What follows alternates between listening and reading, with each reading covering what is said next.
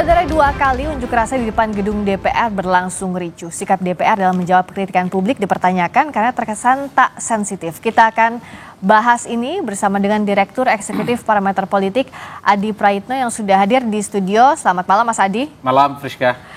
Kita sambil melihat ya, ini adalah kondisi terkini di Jalan Asia Afrika Jakarta. Polisi saat ini mulai membubarkan massa tadi dari arah kawasan Senayan di depan gedung DPR MPR RI menuju ke kawasan Asia Afrika. Massa dibubarkan sudah lewat dari pukul 18 waktu Indonesia Barat. Tadi juga sempat ada barang yang dibakar di area ini sehingga polisi menghindari terjadinya kericuhan di area ini. Ada lemparan barang-barang yang dilakukan oleh pengunjuk rasa sehingga sebagai antisipasi polisi saat ini juga kita lihat mengeluarkan water cannon ke arah pengunjuk rasa.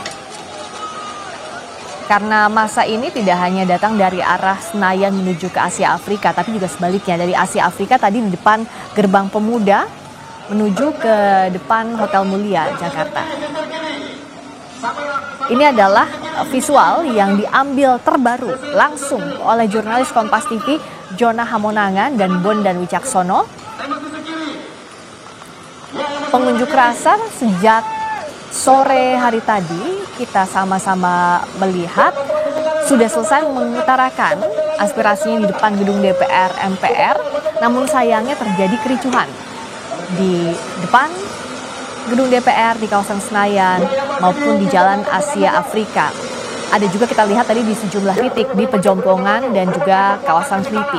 Artinya saat ini konsentrasi massa sudah terbelah, ada di kawasan Senayan, lalu Asia Afrika dan juga daerah sekitarnya. Kita dengarkan dulu di lapangan proses pembubaran massa ini.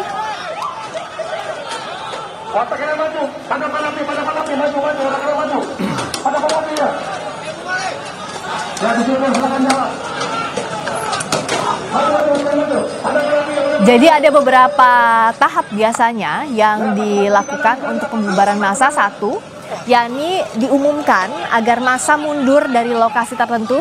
Berikutnya ini sudah disisir. Massa disisir di sekitar lokasi yang sudah tidak boleh lagi dilakukan unjuk rasa atau yang terjadi kericuhan agar mundur dari area ini, disterilkan lagi dari pengunjuk rasa. Saya coba sapa jurnalis Kompas TV Jonah Hamonangan. Tadi juga kita melihat menggunakan helm di area demo ini yang sudah terlihat di kamera. Jonah bisa dengar suara saya? Ya, bersihkan. John, tampaknya masih belum bisa mendengar suara saya. Kita lihat pantau kondisi terkini di Asia Afrika. Dari Asia Afrika dialihkan pengunjuk rasa yang di area sini tidak boleh lagi ada yang dibawa oleh polisi. Ini pastinya akan diinterogasi atau yang dicurigai sebagai provokator akan mulai disisir di sekitar Asia Afrika. Ya, tutup. Lalu juga ini masih di kawasan Asia Afrika, massa sudah tidak bisa lagi berada di sini. Pengunjuk rasa tidak boleh lagi ada di sekitar sini. Karena saat ada kericuhan terjadi, otomatis daerah itu akan segera disterilkan. Agar kericuhan tidak semakin meluas atau massa tidak semakin banyak berkumpul di satu titik konsentrasi, apalagi adalah jalan umum di kawasan Asia Afrika.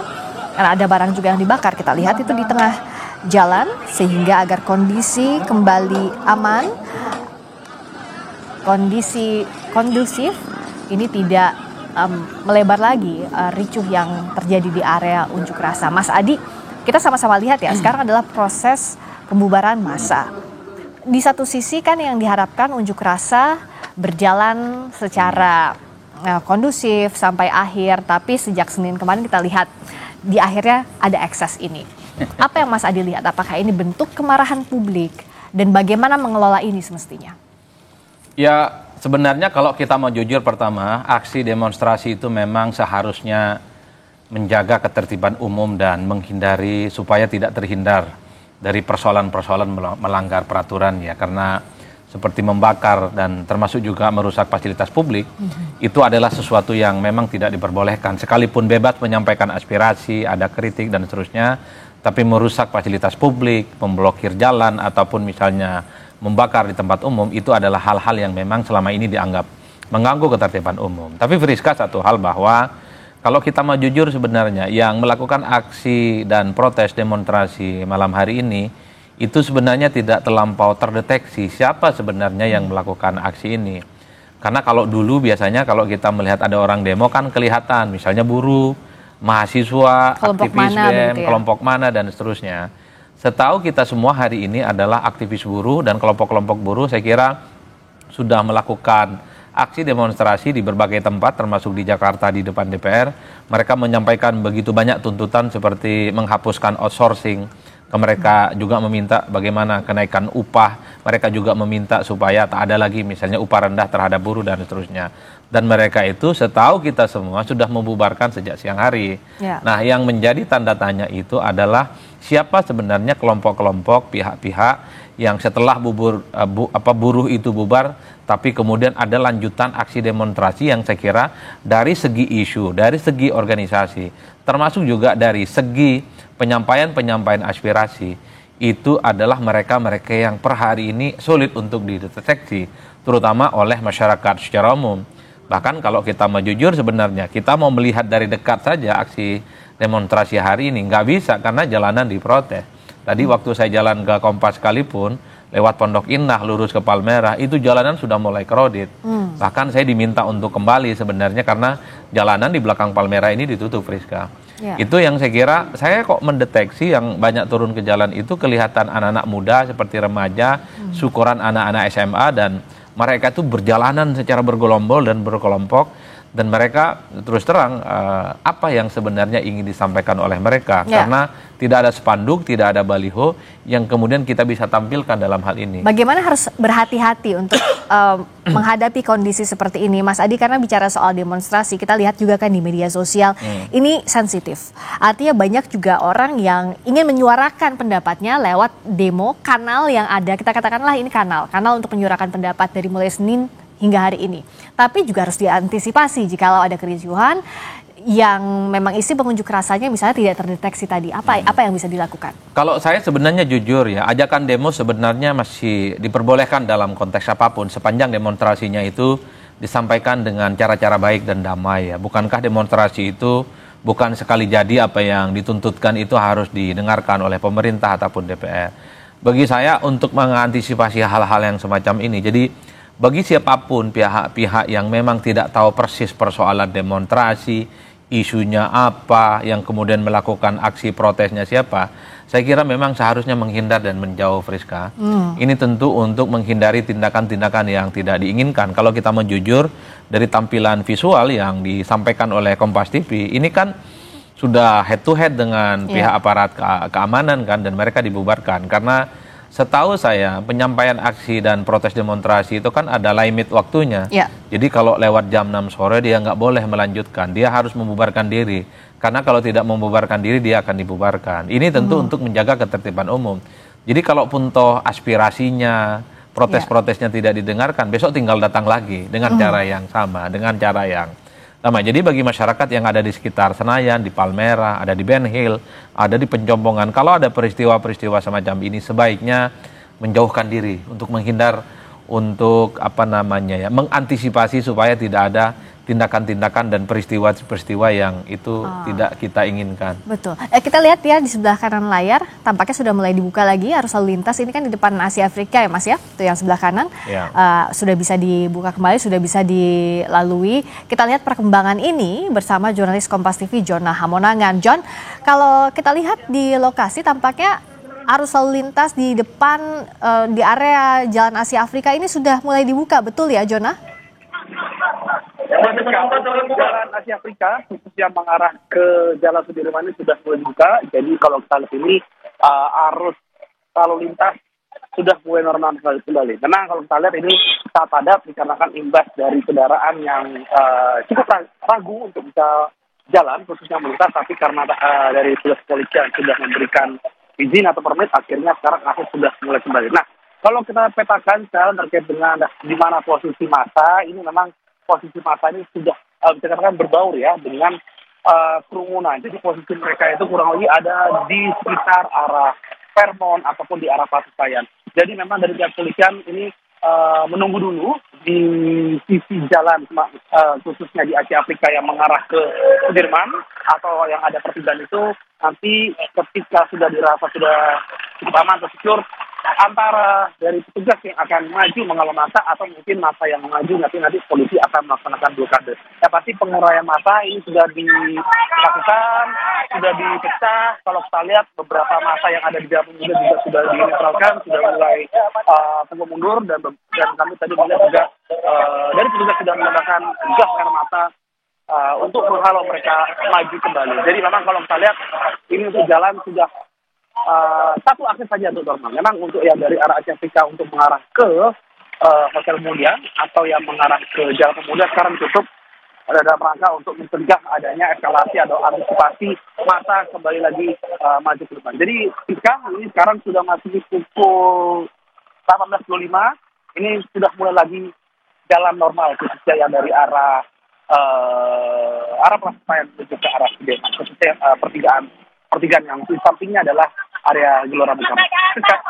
Oke, jadi sekarang sudah bisa dilintasi dan kondisi sudah mulai aman. Jonah, kalau Anda lihat tadi kan ada kendaraan pengurai massa juga yang digunakan polisi. Apakah sudah tidak terlihat memang pengunjuk rasa di sana? Untuk massa yang akuan demonstran ya, ini sebenarnya kalau dari sisi saya ini sudah tidak terlihat karena mereka masuk ke sekolah, antara gang atau antara jalan kecil seperti itu. Tapi nanti mereka secara bergerombol, secara berkelompok, tiba-tiba nanti muncul ke arah ke polisi. Jadi memang mereka sendiri juga punya macam taktik dan strategi ya untuk bisa menghindar dari petugas. Kalau misalnya tadi di Jalan Pemuda kurang dia sekitar 1 jam, masanya mundur, kemudian maju lagi, begitu terus. Jadi mereka sendiri juga sebenarnya juga menghitung kemampuan dari kepolisian untuk menghalau. Namun kalau kita lihat sekarang ini di depan juru kamera saya, depan saya ini dari pasukan dari Dalmas, dibantu Brimob menggunakan motor, ini standby. Jadi ketika nanti terlihat ada massa di ujung mereka berniat maju atau masuk, nanti langsung dihalau atau langsung dipukul mundur. Strateginya salah satunya bisa dengan gas air mata, bisa juga dengan water cannon langsung ditembakkan, dikarenakan water cannon ini tekanan cukup kuat, jadi memang massa terhalang atau mungkin tersendat untuk bisa memaksa maju ke depan. Massa sendiri kami tadi melihat ada yang menggunakan batu, serpihan, botol, beling, bahkan batu untuk menyerang musuhnya atau mungkin melemparkan ke arah petugas sendiri. Oke, terima kasih Jonah. Saat ini lalu lintas di area Jalan Asia Afrika sudah dibuka. Kita lihat di sebelah kanan layar Anda, kendaraan roda 2 maupun roda 4 sudah bisa melintas di lokasi ini. Massa sudah diurai, sudah dibubarkan dari Asia Afrika yang jadi salah satu titik konsentrasi massa. Bicara soal unjuk rasa ini bukan hanya soal membubarkan massa sekarang, tapi kan kita lihat bahwa ini imbas dari ketidaksensitifan anggota dewan kita di gedung Senayan, di gedung DPR MPR RI. Di tengah kondisi seperti ini ada pernyataan-pernyataan kontraproduktif yang dilontarkan sehingga membuat kemarahan dari publik. Nah, bagaimana pula wakil rakyat harus menjawab kritikan masyarakat ini? Kita akan bahas di Sapa Indonesia Malam usai jeda.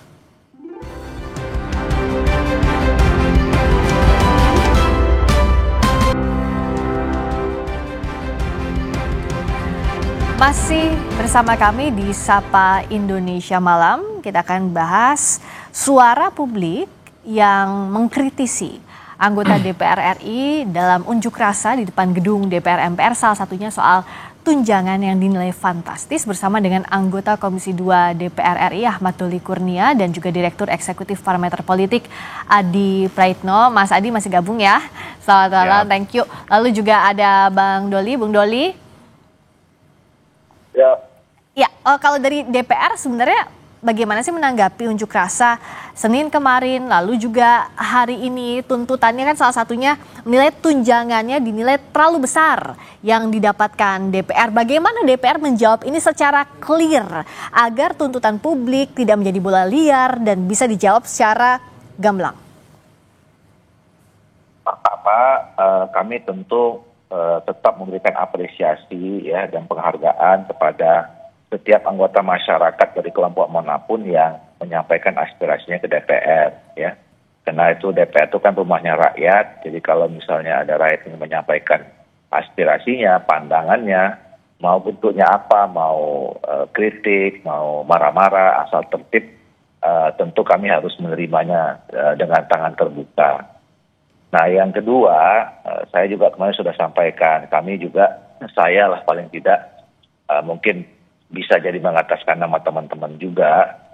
Mohon maaf kalau misalnya selama ini masyarakat menilai ada pernyataan, terus kemudian sikap, tindak tanduk yang belum bisa diterima oleh masyarakat secara luas gitu. Ya.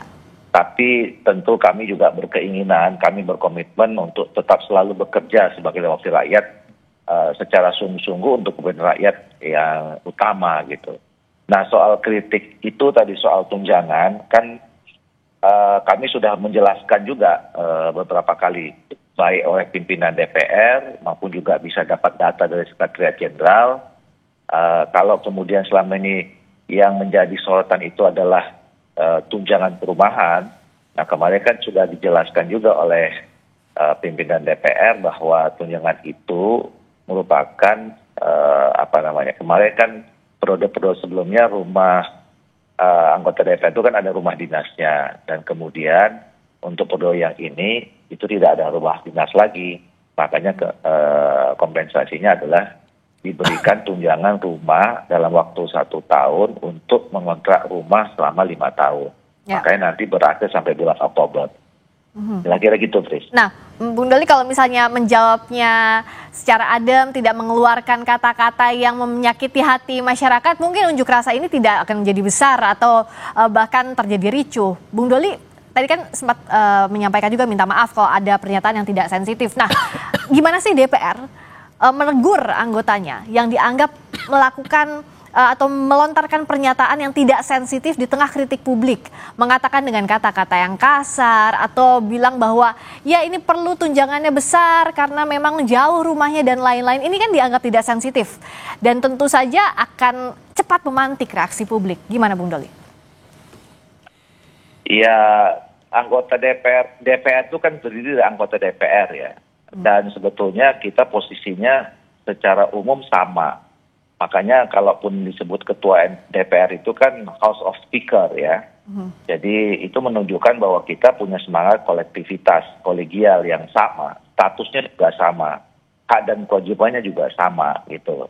Nah, jadi kalaupun kemudian misalnya tadilah katakan ada anggota DPR yang pernyataan sikapnya yang kurang bisa diterima oleh rakyat atau masyarakat gitu ya.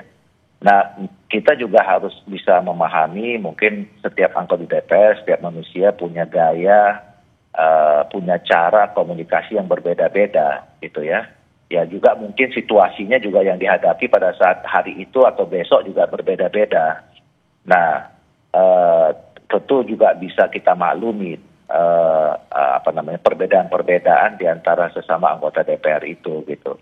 Nah, tapi kalau kemudian secara institusi, ya kalau ada pernyataan seperti itu, ya paling informal saja ya, kita mungkin saling mengingatkan di antara sesama kita gitu. Tapi kalau dalam mekanisme yang formal, ya itu kita punya MKD, tapi itu kan berdasarkan aduan ya, terhadap anggota DPR yang dianggap melanggar etik, dinilai oleh publik gitu. Oke, Mas Adi, kan kalau kita pasti berharap wakil-wakil kita di Senayan itu punya sensitivitas, punya kemampuan komunikasi publik di atas rata-rata, menempatkan empati di atas ini. Nah, dengan menjawab kemarahan publik, apa yang bisa dilakukan untuk meredamnya, Mas Adi? Ya, saya kira kalau kita mau jujur sebenarnya banyak sekali tuntutan dan aspirasi yang muncul dari bawah, dari aktivis, mahasiswa, dari rakyat terkait dengan situasi kondisi saat ini yang disampaikan ke anggota Dewan. itu kan memang belakangan ini bahkan sejak lama Friska itu memang sulit ya untuk bisa diwujudkan dan bahkan dalam banyak hal itu diabaikan. Ya. Tapi bagi saya secara prinsip minimal kalaupun toh aspirasi rakyat itu tidak didengarkan, tidak diimplementasikan, minimal kawan-kawan yang ada di Senayan di sana tidak memberikan statement-statement yang relatively ya justru menimbulkan kegaduhan. Nyebut misalnya 50 juta tunjangan itu kan dianggap ini nggak seberapa dan ini masih kurang. Bahkan menyebut dengan istilah-istilah yang cukup sarkas. Bahkan Indis ekonomi gitu Mas ya kan. Dan bahkan ada yang menyebut Bintaro sama Senayan jauh loh, kira-kira begitu. Itu kan yang semakin membuat publik itu agak sedikit nggak empati pada akhirnya pada Dewan dan kemudian DPR secara kelembagaan. Nah yang kedua bagi saya secara prinsip, sekeras apapun kekecewaan kita terhadap DPR, kinerja target legislasi mereka tidak sesuai dengan harapan. Misalnya kebijakan-kebijakan muncul masih jauh panggang dari api, tapi saya selalu mengatakan bahwa harus menghindari tindakan-tindakan yang itu merusak ketertiban umum. Tidak boleh memblokir jalan, kemudian membakar ban, dan kemudian melempar hal-hal yang sifatnya destruktif dan merusak. Friska, kita ini adalah mantan aktivis. Saya menjadi aktivis demo itu hampir 10 tahun ya. Karena saya kira bagi saya secara prinsip bahwa apa yang kita sampaikan hari ini tidak mungkin langsung didengarkan, tapi dia butuh proses panjang, butuh investigasi, butuh protes-protes yang saya kira secara kontinu itu harus dilakukan. Jadi bagi siapapun, adik-adik kita, mahasiswa kita, rakyat yang kemudian terjun demo kepada DPR selama sehari 2 hari ini, memang harus disampaikan dengan tertib. Jika hari ini aspirasinya itu tidak disampaikan, besok bisa datang lagi, besok lagi juga demo lagi. Yang paling penting adalah menjaga ketertiban dan yang paling penting adalah menjaga bagaimana situasi dan kondusif. Nah yang paling penting adalah imbauan kepada masyarakat dan sekitarnya, Friska.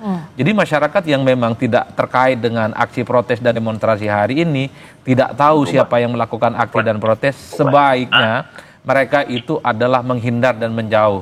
Tentu untuk mengantisipasi supaya tidak ada tindakan-tindakan yang itu berpotensi justru misalnya menimbulkan kegaduhan dan kerusuhan. Itulah yang saya kira sebagai antisipasi awal supaya tindakan-tindakan yang tidak diinginkan, hal-hal yang kemudian di luar jangkauan itu bisa dihindari. Karena apapun judulnya, biasanya yang melakukan aksi demonstrasi semacam ini satu sama yang lain sudah saling kenal, mereka itu satu kelompok, mereka itu satu grup sehingga mereka melakukan protes jalanan. Sementara masyarakat yang tidak tahu siapa yang melakukan aksi, siapa yang melakukan protes, sebisa mungkin menghindar dan menjauh supaya ini kan sebagai langkah antisipatif sebenarnya, menghindari hal-hal yang tidak diinginkan. Saya kira di situ konteksnya, Friska.